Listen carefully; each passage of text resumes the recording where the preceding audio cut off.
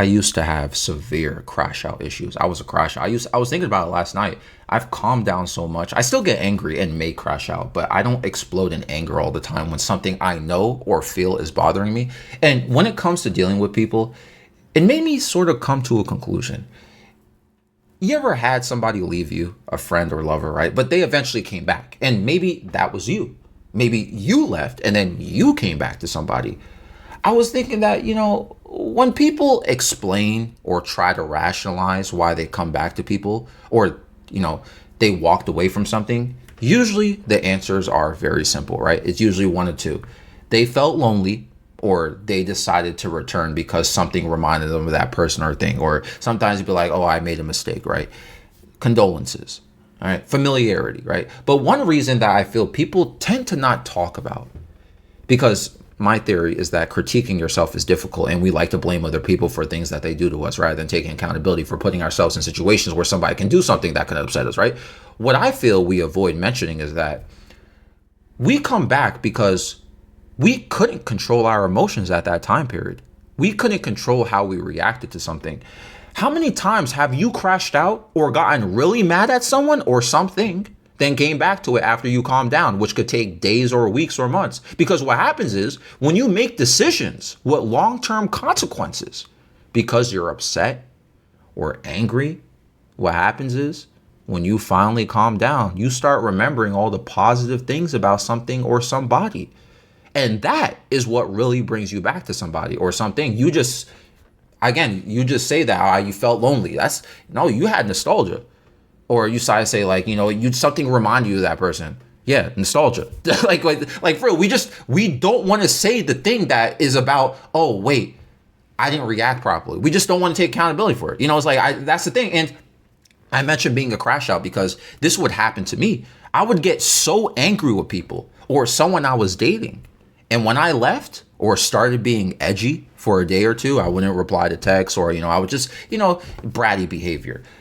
I would come back to normal like a day or two later, right? But when we would do stuff like that, I didn't think how it would affect the long term. Now, unfortunately, some people, they make decisions off of their crash outs, right? And they will be angry for weeks or months. Meanwhile, the person who was crashed out on, it may not have been intentional why you were crashed out on. Unfortunately, is feeling the damage, in the case where somebody broke up with you because you made a simple mistake or you misunderstood something, right? And how they're reacting, they end up coming back to you. It's like, oh, I'm sorry, I just reacted poorly about something, or a friend or whatever, right? I was just mad about something. You felt the damage though for weeks, for months, Now, this isn't implying, don't get it twisted. This isn't implying crashing out over situations isn't justified. If you do something wrong and somebody crashes out, you can't be mad at that person for crashing out because you did something foul or inappropriate. But going back to something after you crashed out on it is going to have a lingering effect. This is what I meant. We don't think about the long-term consequences of this crash out when you feel like you want to do it or you do it.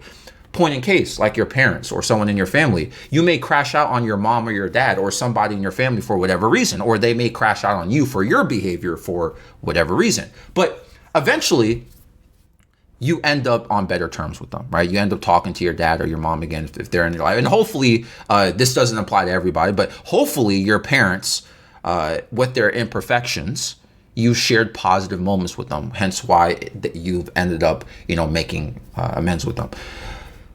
But eventually, though, right, what happens is when you're done being mad at them or they're done being mad at you and eventually things come together, right? When you have these type of bonds, you still think about the crash outs with them, or you still think about your crash out with them, right? It still lingers with them. They may not express it or you may not express it, but you still think about it sometimes. I got in an argument with my mom years ago about something, and 2019, this had to be, right? And I still sometimes think about it. And I get a little frustrated every single time I think about it from 2019 because I think she was very wrong about something. And it was proven later on that she was wrong. But she crashed out on me over it years ago so bad. And even though we're on good terms now, me and my mother, I still hold on to it sometimes. I think to myself, you know what? You know what this made me do with my mom? I don't even talk to her about certain things. I'm not going to talk to her about anything political, anything in regard to health, anything. I think I kind of gave it away what this conversation was about, right? Because I mentioned the year 2019. So you get where this was kind of going, right? Anyway, she was wrong about it. Okay, that it's a fact. But the main point, see, I'm getting frustrated because I think about it. See, the main point is that the moment you crash out is the moment where now you're putting long-term consequences into someone's psyche or a bridge that you built with somebody. If like my mom and I had that argument in 2019 and she didn't crash out, start yelling, personal attacks, everything threatening and all this stuff, I probably wouldn't even think about it. You know what I'm saying? Like, for real. We can't erase very negative moments we have with certain people. And some people, these negative moments are more negative to them than it would be to other people. If you feel bothered by something, what I've done, and I think this has helped me stop crashing out on people as consistently, at least. Again, I still crash out, but it's like it was a lot worse before. Like, try your best to maintain your emotions, obviously, because some people, they don't want to take accountability for reactions at the same time. Look, I crashed out because somebody did something objectively wrong to me, right? I crashed out because of that. And when I crashed out on them, suddenly it's not even anymore.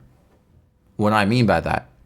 Now they want revenge on me for crashing out on them. But the reality is you did something objectively wrong to make me crash out. You did something so terrible to me that I crashed out. I reacted to it. And because I reacted to it and I was angry and I was yelling and I was furious, now they feel like they're owed a one up on me. But you did this to me. So now you see it again, it never gets even. But let's go back to accountability, right? I may have reacted poorly to what someone objectively did that was wrong or messed up or terrible to me, right? But I let it make me react in a way that doesn't deserve, or I reacted in a way that doesn't help the ultimate purpose besides to fulfill my anger. This is tough for people to accept, but sometimes listen, you just got to control yourself. It doesn't mean forget. You can forgive, you know what I'm saying? But it doesn't mean you forget, you know what I'm saying? Sometimes you just got to control yourself, even though you weren't the one who did something terrible to you. You weren't the one. Someone just did something terrible. Sometimes you just got to, you know what? You got to hyperventilate, bro. You just got to, you know what? All right, we're done. Like, we're not friends. Like, I'm not, like, we're done. That's it. I'm not going to, start yelling at you. I'm not going to do this. I'm not going to do that. And just, all right, bro. That's it. And look, the moment you do something wrong is when you react poorly to it. That's the moment when you do something wrong, even if someone does you wrong. The saying goes, right? Life is 90% of how you react to things, 10% of what you do. This is why people come back to you, though, or why you come back to people.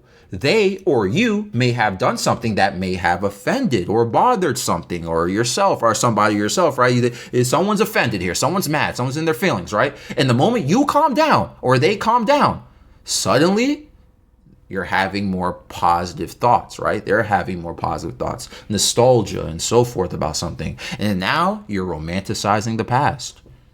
And returning to somebody because of all of this tends to not be very healthy. Because people who come back, what I find, and I've been through this too, where I've been on both ends of this, people come back and they do this subconsciously. They'll come back in some form of manipulation.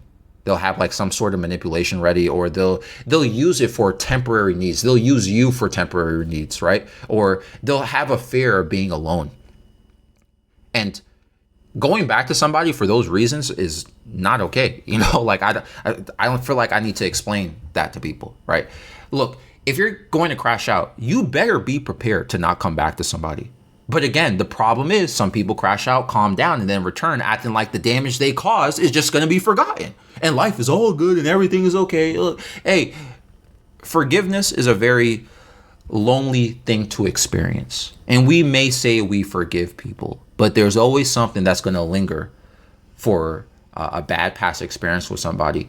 All crashing out does is add more to that. it adds more to the pile. So at this point, what I do when I know I'm about to crash out on somebody or something, I either just don't reply or I just go, okay.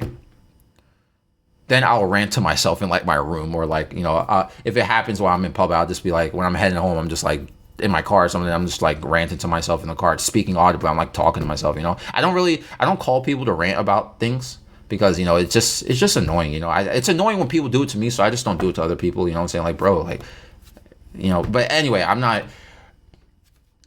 not letting you experience my crash out. Does that make sense? Because now there's going to be long-term damage or consequences. Does this make sense? And don't get it twisted where you may think that I'm saying always forgive people for the things that they do, or you should always be forgiven for the things that you've done. Yeah, I understand nobody's perfect. The point is, the reaction itself plays a major role in how someone may forever treat you or think about you. You don't need to show somebody that crash out. And I'm sure some of you have been through this, is when someone does you wrong or you do something wrong and there's no crash out to reflect on that, like you did someone wrong, right? You messed up. And that person doesn't crash out on you or react in such a negative way. Yo, you just be dwelling in memory of what you did, right? That ever happened? Like that crash out, like, it's like, I expected a crash out because I did something wrong to this person and they're not even crashing out. Dang, I feel 10 times worse now. You know what I'm saying? Like, because they what that person thinks, that person is just, they're internalizing something. Because look, when you crash out on people, this is the main point here. When you crash out on people because they did something wrong to you, that will distract someone from recognizing what they did wrong because they're so worked up or caught up about what you said or did in reaction. And then this goes back to the whole accountability thing, right? Anyway, this episode is found on Spotify and YouTube. What do you guys think? I'm out.